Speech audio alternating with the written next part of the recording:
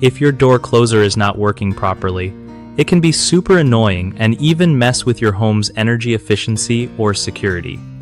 So, first off, check the tension on the door closer. Most door closers have an adjustment screw that lets you change how fast the door closes. If it's slamming shut or barely closing, tweaking this can help a ton. Next, look for any obvious damage or loose screws. Sometimes it's just a quick tighten away from working right again. If the door won't close all the way, make sure nothing is blocking the path and the hinges aren't bent. Sometimes, dirt or rust can mess up the mechanism, so cleaning it out gently with some lubricant can do wonders.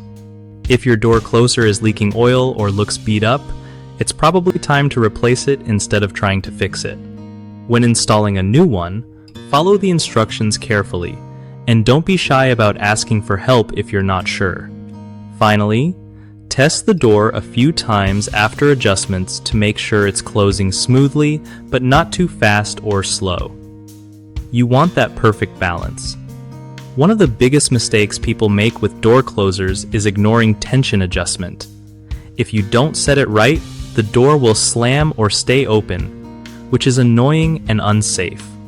Another common issue is skipping regular maintenance. Dirt and rust buildup can stop the closer from working properly, so clean and lubricate it now and then. Lastly, trying to fix a closer that's leaking oil or visibly damaged usually ends up costing more in the long run because it just won't work right. Replacing it with a good quality model is the way to go. BigHomeProjects.com is awesome for homeowners who want to find trusted local contractors without all the hassle.